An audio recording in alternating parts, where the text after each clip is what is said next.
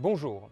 À l'initiative du musée Victor Schœlcher de Pointe-à-Pitre, la Société Polymnia est fière de vous présenter un débat qu'elle a conçu autour d'un personnage controversé de l'histoire de France.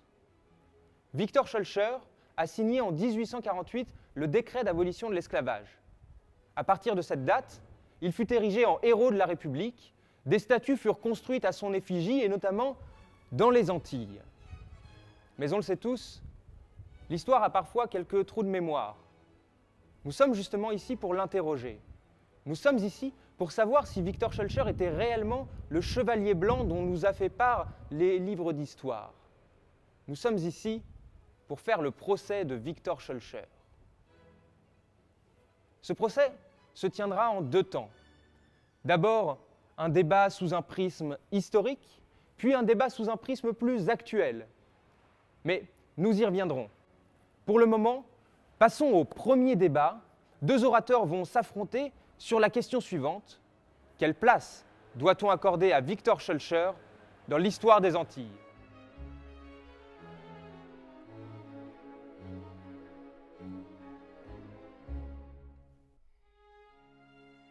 Victor Schœlcher n'est pas l'emblème abolitionniste des Antilles.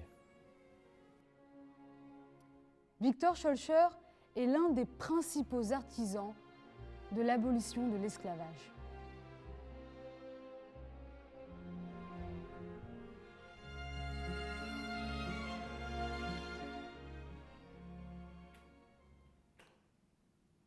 Aujourd'hui, mesdames et messieurs, on va parler de Victor Schœlcher, connu pour avoir aboli l'esclavage. Jusqu'à aujourd'hui, la Guadeloupe a commémoré ce personnage avec des statues érigées en son nom. Mais à l'époque, la culture occidentale était différente, notamment dans son rapport avec les personnes de couleur. Les esclaves existaient. C'était un fait connu des Européens. Et ça s'arrêtait là. C'est dans ce bain qu'a grandi Victor Schœlcher. Même après la libération des esclaves, sa mentalité n'a pas changé. Il avait toujours ce sentiment de supériorité face aux Antillais. Ce n'était pas négatif. Au contraire, il considérait qu'il apportait la civilisation aux sociétés dites primitives. Cet acte de bienfaisance cachait en réalité de l'hypocrisie. Ce qu'il appelait progrès était en fait du colonialisme. Victor Schœlcher fut au cœur de cette ingénierie sociale. C'est grâce à son décret du 27 avril 1848 que l'esclavage fut aboli en France. Mais il entre bien à tort dans l'histoire de la République comme symbole des Antilles.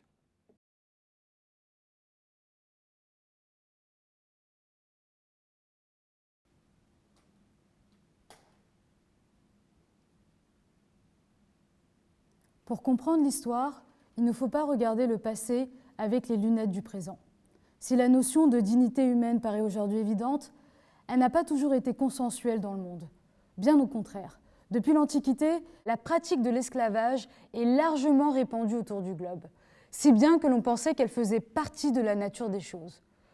Et pourtant, bien qu'organisée par l'État, elle profitait en réalité qu'à une petite minorité, les riches qui possédaient les esclaves. Et le peuple qui en pâtissait était celui qu'on avait réduit à l'ignorance, par voie de censure, parce que l'instruction était détenue quasi exclusivement par l'Église, par les voies de communication faibles. L'idée d'une éventuelle abolition n'arrive en France et en Europe qu'avec des Lumières. La Révolution française décrète une première fois en 1794 l'abolition, décision aussitôt révoquée quelques années plus tard durant le Consulat.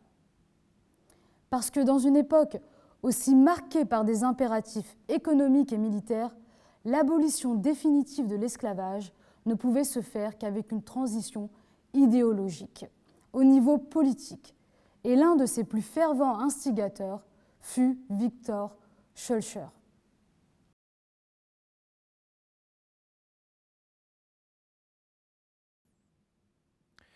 Selon moi, je trouve que mettre en avant un personnage comme Schœlcher, eh bien, c'est un peu maladroit. Voyez-vous, Schœlcher n'est pas un esclave.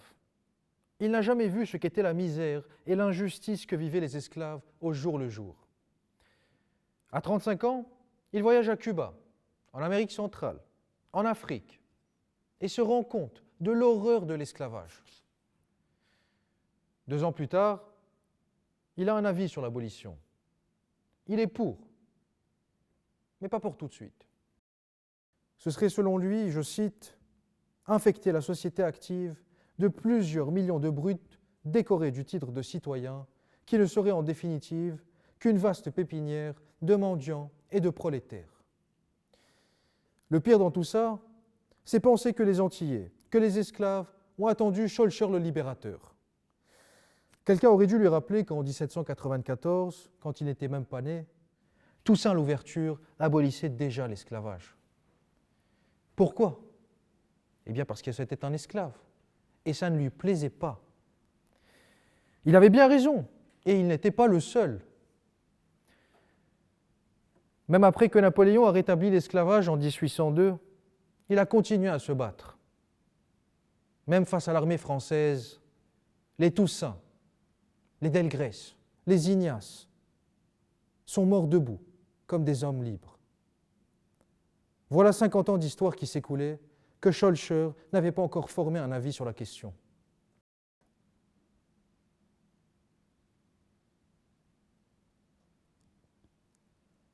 Lorsque Victor Schœlcher écrit son article intitulé « Des Noirs dans la Revue de Paris », il consacre toute sa première partie à décrire la situation terrible des esclaves. Il présente la vision que les colons ont de ces derniers avant de montrer comment l'esclavage transforme ces hommes en brutes.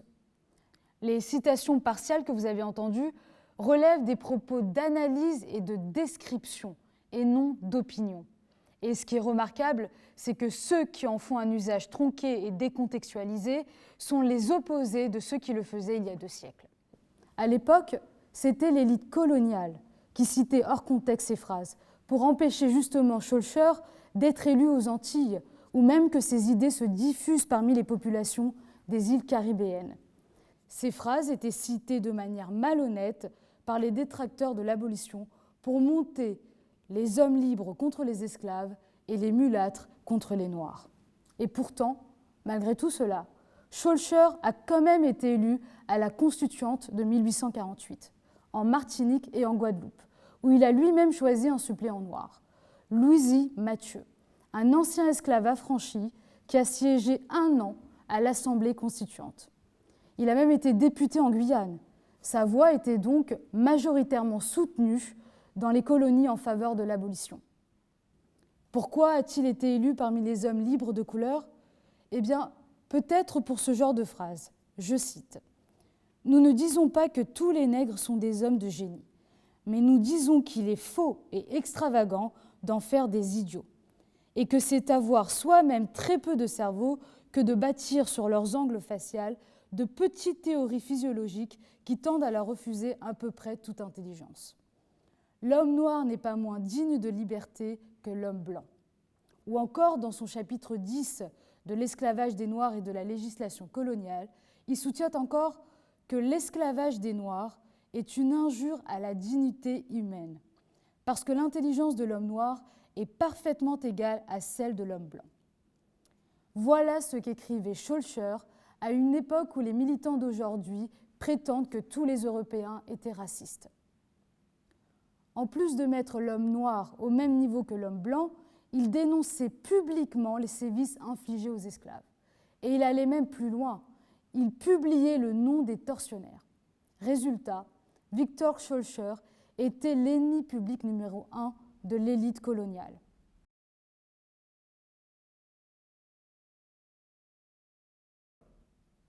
Ce n'est pas seulement un procès de fait, c'est aussi un procès d'intention. Là où Schœlcher a vraiment reflété la pensée de l'époque, c'est ce fameux 27 avril 1848. On a aboli l'esclavage ce jour-là, mais on a indemnisé les maîtres. Sous les traits de Schœlcher, la République a montré patte blanche et exprimé son humanisme. Mais en réalité, l'indemnisation des auteurs des crimes a été le vrai visage de l'État français, insoucieux du bien-être des victimes et seulement désireux de conserver l'ordre social établi, élaborant ainsi dans les Antilles la doctrine colonialiste qu'il s'apprêtait à mettre en place en Afrique. Je ne veux pas être trop cassant avec Schœlcher. Ça aurait pu être pire. Aux États-Unis, quelques années plus tard, une guerre civile allait opposer les industriels du Nord aux esclavagistes du Sud. La guerre de sécession a mis en scène un Schœlcher américain, un dénommé Abraham Lincoln, soi-disant libérateur des Noirs, mais avant tout industriel, convaincu et premier des ségrégationnistes. Comme notre Schœlcher chéri fut le porte-étendard de la colonisation de l'Afrique, les causes économiques de l'abolisation de l'esclavage méritent également une mise en scène. Il est donc urgent de déconstruire le mythe Schœlcher, du bon blanc socialiste républicain qui apporte la liberté où il passe.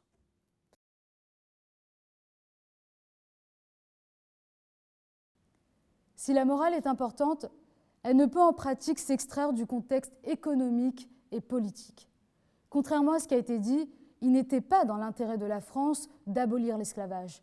Si Schœlcher a contribué à l'indemnisation des colons, c'est pour deux raisons. La première est macroéconomique. Si ceux qui possédaient la terre, les Blancs, n'avaient plus aucune ressource pour la cultiver, on aurait risqué une désagrégation totale du système agricole local, qui aurait pu mener notamment à des famines. Alors on pourrait dire qu'une autre solution était envisageable. On aurait pu exproprier les colons de leurs terres pour les rendre aux esclaves. Mais une telle organisation aurait demandé énormément de temps et risquait de faire exploser les îles sous la guerre civile si les propriétaires avaient décidé de prendre les armes. La seconde raison est que l'indemnisation des colons constituait une conciliation qui a permis l'aboutissement du projet de loi. En effet, les planteurs tentent d'influencer, ainsi que les lobbies, la décision de la commission, et l'État craint le désordre, insurrection, meurtre, incendie, que pourrait causer l'abolition dans les vieilles colonies. Ce compromis est justement ce qui a permis de faire une transition douce vers l'égalité sociale. Contrairement aux États-Unis, où la guerre de sécession, qui constituait une rupture brutale, a créé une haine tenace entre les ethnies. En revanche, aucune indemnisation n'a été versée aux entreprises de traite négrière. C'est donc en prenant en compte les contraintes politiques et économiques et au risque de se faire des ennemis très puissants que Schœlcher a milité toute sa vie pour l'abolition de l'esclavage.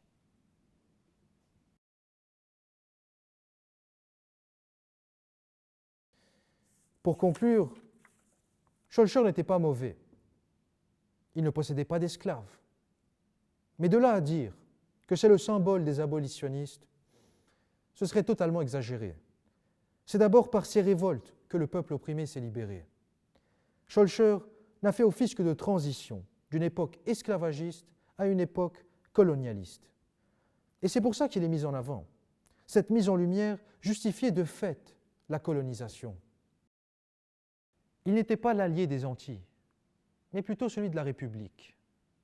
Et la République, qui n'est plus colonialiste aujourd'hui, doit désormais faire le ménage dans ses symboles.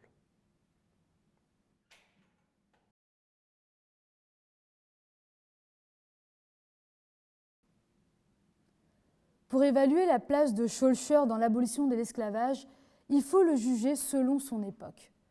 Né dans une société héritière de la culture esclavagiste, il a lutté sur le terrain politique pour que la France s'en émancipe en même temps que les esclaves s'émancipaient de leurs maîtres.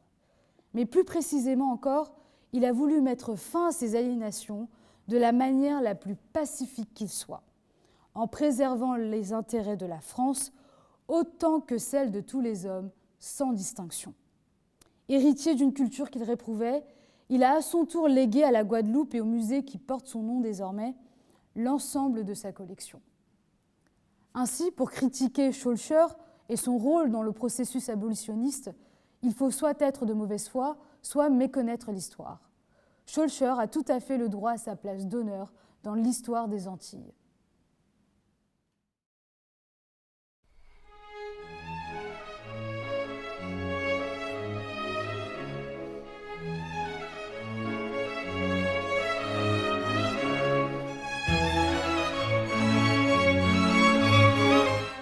L'histoire. L'histoire, notre passé, demeurera toujours inchangée. En revanche, la manière dont on s'en souvient, elle, peut varier.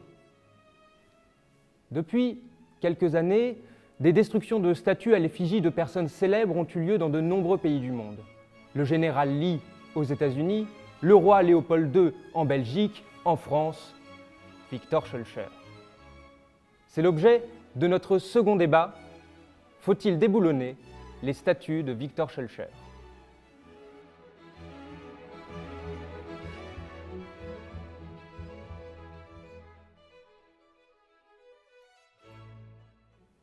Je soutiens que les statues de Victor Schœlcher doivent être déboulonnées. Il ne faut pas déboulonner les statues à son effigie.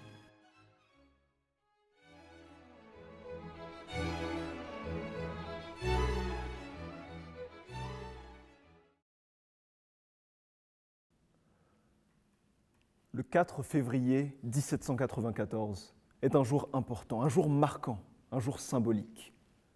C'était l'abolition de l'esclavage.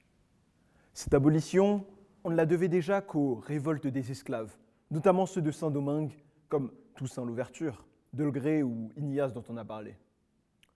Pourtant, sous l'impulsion de Napoléon Bonaparte, l'ordre esclavagiste est rétabli en 1802. Les anciens esclaves ont donc résisté et des dizaines de milliers de soldats furent envoyés dans les Antilles afin de mater la rébellion dans le sang. Si le nom de la mulâtresse Solitude vous dit quelque chose, c'est parce qu'elle fut l'une des premières à appeler à la résistance en 1802 et fut malheureusement exécutée le lendemain de son accouchement. Ensuite, la révolte de 1831. À la suite de nuits de chaos et d'incendies, les personnes de couleur libre obtiennent enfin des droits civiques dans les colonies, et près de 3000 esclaves sont libérés. Et enfin, en 1848, les Antilles sont à nouveau au bord de l'explosion. Chers auditeurs, l'abolition de l'esclavage n'était pas une bonté de l'esclavagiste, ou encore une bataille acharnée des hommes blancs comme Schœlcher afin de faire amende honorable. Mais c'était bel et bien une lutte menée par les personnes de couleur, pour les personnes de couleur, afin d'obtenir des droits qui auraient dû être les leurs depuis la naissance. Et pourtant, ce sont des statues de Schœlcher qui ornent les places des grandes villes, pas des statues d'esclaves révoltés, mais de politiciens français. Quelle est donc la logique et où est passée la mémoire de nos ancêtres ?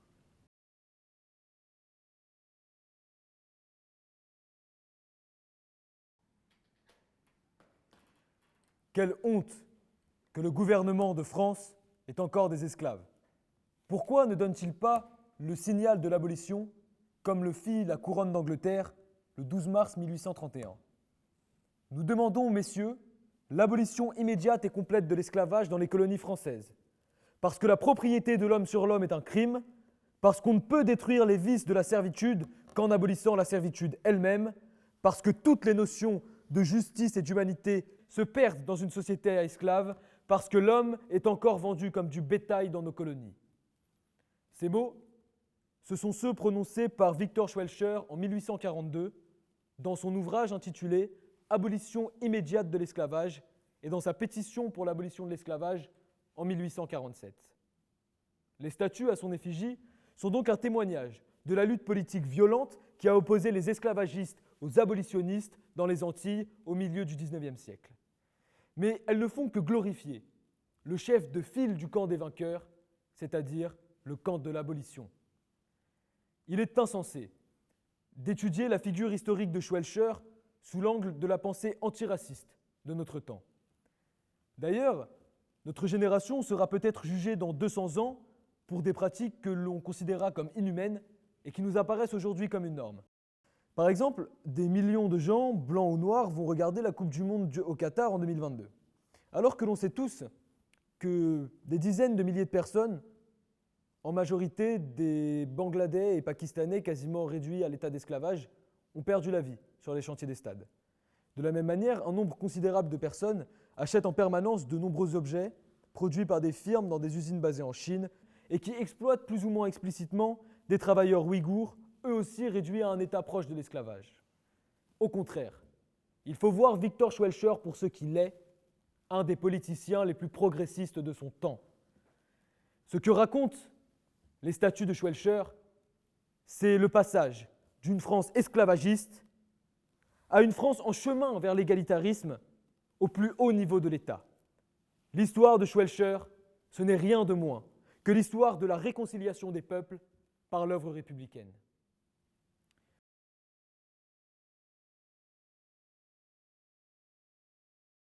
Aujourd'hui, lorsque l'on s'en renseigne sur l'abolition de 1848, un nom ressort en particulier, Victor Schwelcher. Dans les revues historiques, Victor Schwelcher. Sur Internet, Victor Schwelcher. Dans la bouche du président de la République, vous l'aurez deviné, encore une fois, Victor Schwelcher.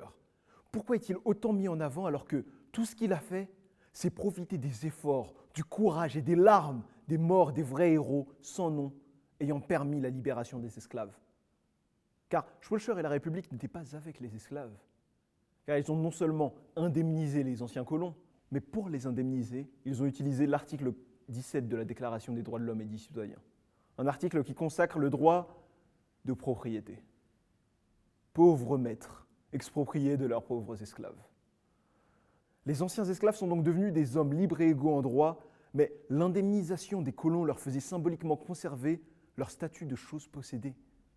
Et c'est encore plus révoltant lorsqu'on se rend compte que leur statut de victime n'a jamais été reconnu. Que suite à l'abolition, ils ont dû parfois, par nécessité, retourner travailler auprès de leur ancien maître pour des salaires minables et dans des conditions de travail quasiment inchangées.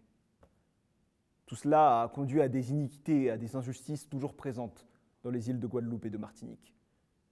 Il y a ce qu'on appelle les familles béquées, qui représentent moins d'1% de la population, mais qui dominent économiquement et politiquement les îles.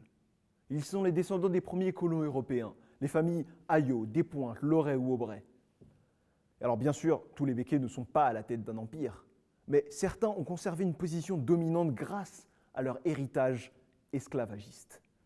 Mais quel a été l'héritage des Antillais? Une statue de Schwelcher. Quelle ironie. Parce qu'aujourd'hui, et depuis bien trop longtemps, les Antillais doivent non seulement continuer d'assumer la domination économique de familles descendantes d'esclavagistes, mais aussi voir et accepter la statue de l'homme ayant permis l'inégalité et cette situation devant chez eux. Et que l'homme en question soit considéré comme un héros alors qu'il est, de surcroît, celui ayant inculqué l'idéologie colonialiste en France, le déboulonnement des statues tient juste du bon sens. Car si un nom devait être retenu pour la lutte contre l'esclavage et pour la reconnaissance des droits des Noirs en France, ce n'est pas celui de Victor Schwelcher.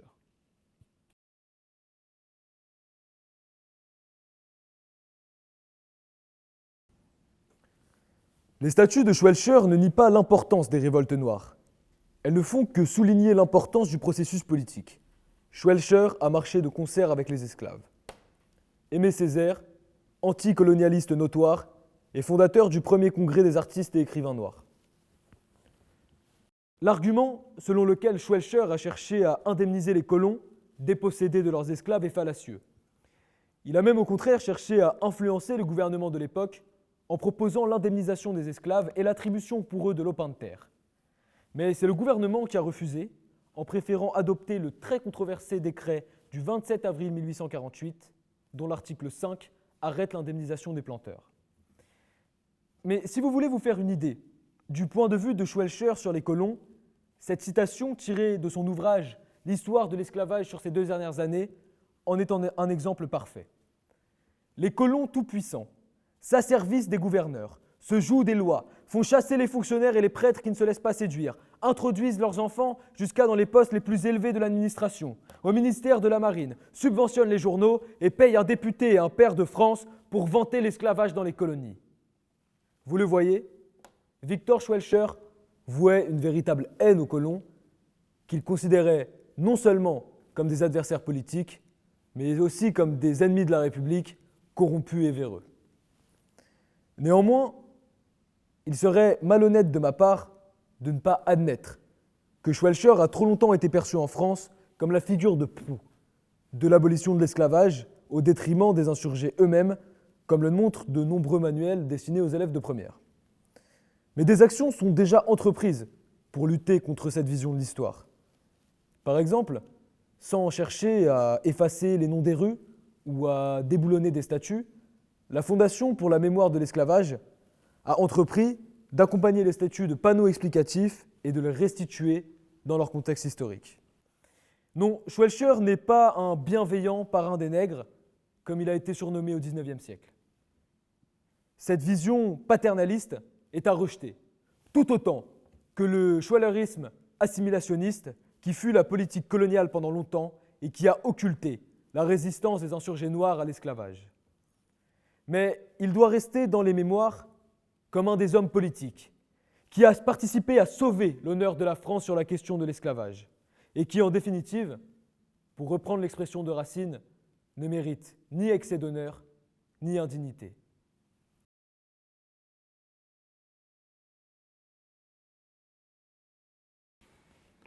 Ma présence ici n'a pas pour but de déshumaniser Victor Schweilcher, ni de soutenir le fait qu'il était une mauvaise personne ou non. Non.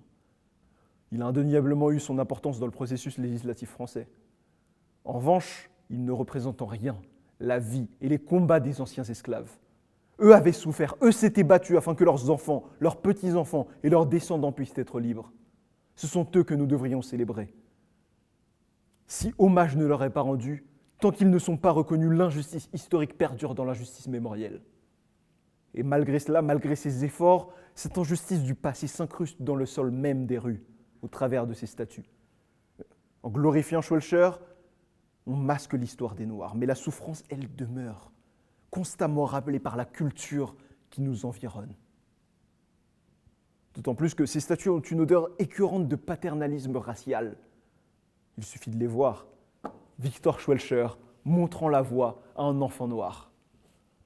Ces statues qui devaient sauver la face de la France et laver ses mains salies par des siècles d'esclavage ne sont plus aujourd'hui que les décombres d'un passé qui a voulu imposer sa vision de l'histoire aux générations futures.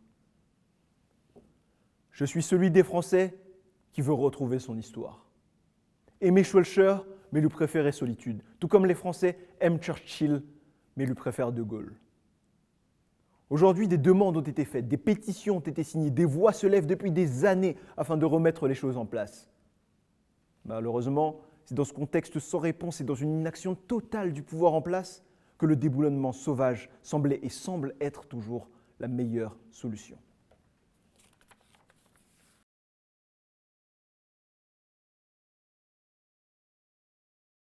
Les populations des Antilles sont jusqu'à preuve du contraire des populations françaises comme les autres.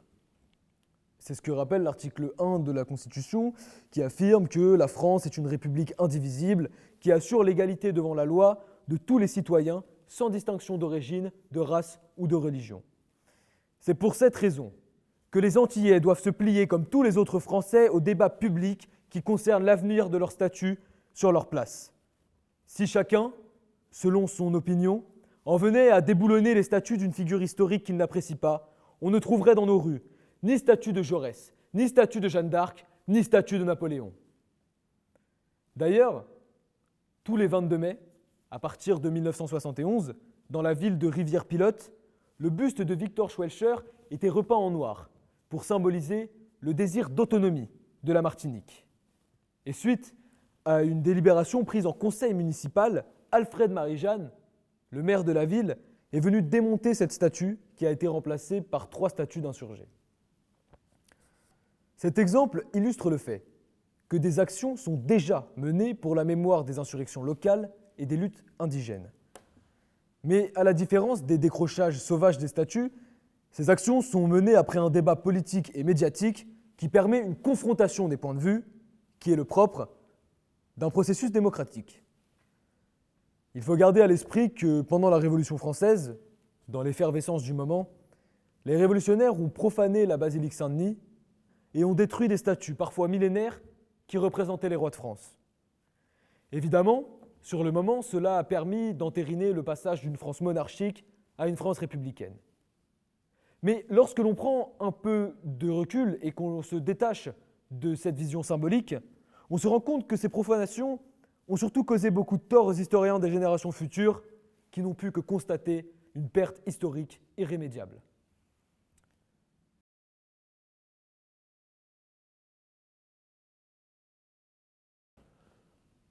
Les artisans de la libération des Noirs et de l'abolition de l'esclavage sont les Noirs et les esclaves eux-mêmes. Et il est hors de question qu'on les dépossède de ce mérite. La destruction ou à minima le déboulonnage et le retrait des statues de Victor Schwelcher, est une nécessité afin que les Antillais se libèrent de cette sombre histoire, enchaînée à cette statue. De nouvelles statues doivent être érigées, des statues qui nous rendent fiers et non des statues de complaisance. Voilà pourquoi le retrait des statues de Schwelcher serait un nouveau pas vers une humanité plus sincère. Angelina, range ton bateau. Schwelcher n'est plus notre chéri.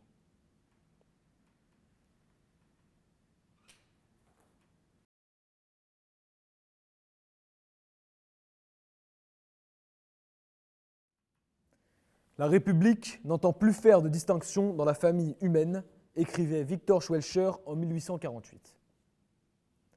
Cela montre que Schwelcher était un humaniste convaincu. S'il est essentiel, par respect pour la population antillaise, de se défaire de l'idéologie nauséabonde schwelcherienne qu'il a érigée en unique libérateur de ces îles, il ne faut pas pour autant le considérer comme un ennemi.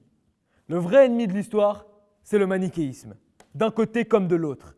Comme il fut stupide de faire de Schwelcher la seule figure de l'abolition de l'esclavage aux Antilles, il est tout aussi idiot d'en faire aujourd'hui un ennemi du peuple noir antillais en regardant ce personnage du passé avec nos œillères du XXIe siècle. Plutôt que d'opter pour la destruction des statues, et donc la suppression de notre patrimoine historique, je suis convaincu qu'il serait préférable de décider de construire à côté de chaque statue de Victor Schwelcher une autre statue, représentant une des figures majeures des insurgés, comme le général Toussaint Louverture ou la mulâtresse Solitude, par exemple. Et je suis sûr qu'ainsi, les tensions seront apaisées, les torts seront réparés, et que la place légitime des esclaves dans la reconnaissance de leur affranchissement sera suffisamment réhabilitée sans qu'il n'y ait besoin d'abattre aucune statue.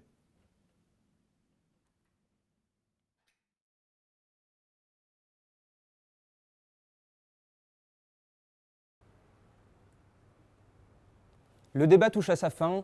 Merci de l'avoir suivi. C'est désormais à vous de voter, à vous de choisir. Est-ce que vous considérez Victor Schwelcher comme un symbole des Antilles ou est-ce qu'il faut déboulonner ces statues? La réponse est la vôtre. D'ailleurs, si vous avez des réponses personnelles à apporter, eh bien c'est le moment. Discutez autour de vous, débattez, car c'est ça qui est le plus important. Lorsqu'une question sociale émerge, il faut en trouver la réponse de manière collective.